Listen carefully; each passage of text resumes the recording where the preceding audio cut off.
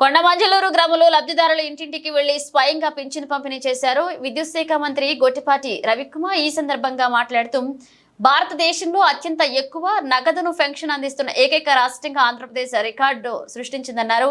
సామాజిక పెన్షన్ పెంపుతో రాష్ట్ర చరిత్రలో చంద్రబాబు నాయుడు నిలిచారన్నారు. ఎన్నికల ముందు చంద్రబాబు ప్రజలకిచ్చిన హామీలలో భాగంగా ఒక్కసారి 1000 రూపాయలు పెంచి ఇవ్వడమే కాక ఇచ్చిన హామీ ప్రకారం ఏప్రిల్, మే, జూన్ 3 నెలలకు సంబంధించి 3000 రూపాయలు కలిపి మొత్తం 7000 రూపాయల లబ్ధిదారులకు పంపిణీ చేసి మాట నిలుపుకున్నారన్నారు. చెప్పినట్లు 3000 రూపాయల పెన్షన్ 4000 చేస్తామని చెప్పి అదేవిధంగా ఏప్రిల్, మే, జూన్ నెలతో కూడా కల్పిస్తామని చెప్పడం జరిగింది.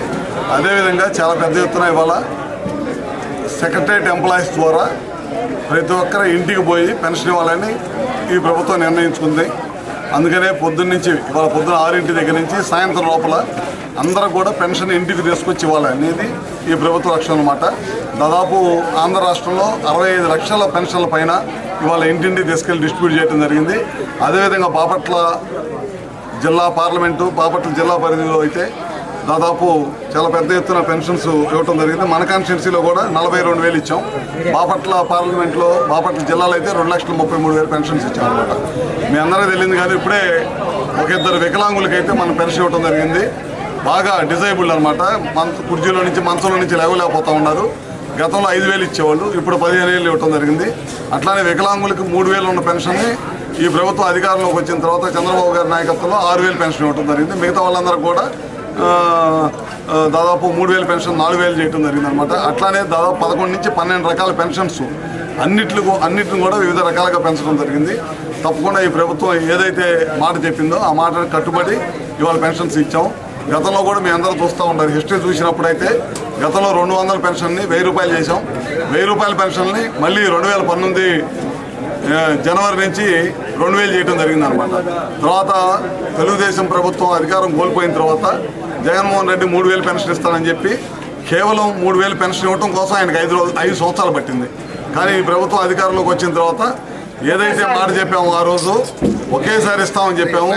ఒకేసారి ఈటింగ్ కాకుండా ఏప్రిల్, మే, జూన్ నెలల్లో సంబంధించి కూడా పెన్షన్ కూడా కల్పిస్తామని చెప్పాము. అందుకని వాళ్ళ 3,000తో పాటు మిగతాది 1000 రూపాయలు పెంచింది కానీ మిగతా బాకీ కానీ 3,000 కానీ మొత్తం కూడా 7,000 రూపాయలని ప్రతి ఒక్కరికి కూడా ఇవాళ ఇవ్వడం జరిగింది. 65 లక్షల పైన జనాభాకి ఇవ్వడం జరిగింది. అదేవిధంగా ఎలక్షన్ అప్పుడు 2-3 విషయాలు ప్రభుత్వం ప్రజలకు హామీ ఇచ్చింది. ముఖ్యంగా డిఎస్సి ద్వారా 16,000 పైన టీచర్ పోస్టులు భర్తీ చేస్తూ ఉన్నారు. అది కూడా భర్తీ చేయడానికి మొన్న కేబినెట్ ఆమోదించింది. అది కానీ ల్యాండ్ టైటిలింగ్ యాక్ట్ మీ అందరికీ తెలియదు కాదు. భూములకి కొత్త రకమైన చట్టం తీసుకొచ్చి ల్యాండ్ టైటిలింగ్ యాక్ట్ అని తీసుకొచ్చి భూములన్నింటిని కూడా వివిధ రకాల సమస్యలతో ఇబ్బంది పెట్టాలని చెప్పి చూశారు. కేవలం ఎంఆర్ పరిధిలోనే ఈ భూముల రిజిస్ట్రేషన్ కానీ చట్టం కానీ చేసి ఏదైనా ఇబ్బంది అయిపోయినా సరే హైకోర్టుకు మాత్రమే వెళ్ళాలి, మిగతా కోర్టులకు వెళ్ళకూడదని ఒక చట్టం తీసుకొచ్చారు. ఆ చట్టం వల్ల ప్రజలందరూ కూడా ఇబ్బంది అవుతుందని చెప్పి ఎలక్షన్స్ అప్పుడు చాలామంది ప్రజలు చెప్పారు. మన నాయకుడు చంద్రబాబు గారు కూడా ఆ చట్టం ఏదైతే తీసుకొచ్చారో ఆ చట్టాన్ని కూడా చింపి మా ప్రభుత్వం అధికారంలోకి వచ్చిన తర్వాత ఇమీడియట్గా తీసేస్తామని చెప్పాము. అది కూడా మొన్న ప్రభుత్వం ఫస్ట్ క్యాబినెట్లో పెట్టడం జరిగింది అనమాట. ఈ రకమైన ఇబ్బందులు ఏ రకమైన ఇబ్బందులు ఉండవు, ప్రజలు చాలా ఇబ్బందికరమైన పరిస్థితుల్లో ఉంటారు. ఆ చట్టాలు కానీ ఆ విధంగా ఉండకూడదు, ప్రజలందరూ స్వేచ్ఛగా ఉండాలి, ఏది కూడా ప్రభుత్వానికి భయపడతా ఉండకూడదనే ఉద్దేశంతో వాళ్ళ పెన్షన్ ఇవ్వటం, పెన్షన్ కానీ భూ చట్టం రద్దు కానీ ఎప్పటి నుంచో ఉద్యోగ అవకాశాలు లేక ఇబ్బంది పడుతున్న యువతకి అందరూ కూడా డిఎస్సి ద్వారా ఉద్యోగ కల్పన చేయడం కానీ ఇవన్నీ కూడా చేయడం జరిగింది. రాబోయే రోజుల్లో ఇంకా ప్రభుత్వం ఇచ్చిన హామీలు ఉన్నాయి, అన్నీ కూడా వరుసను ఒకదాని తర్వాత ఒకటి అన్నీ కూడా నెరవేర్చుకుంటూ పోతాము. ప్రజలందరూ తెలుగుదేశం ప్రభుత్వంలో స్వేచ్ఛగా బతకడానికి అవకాశం ఉంది.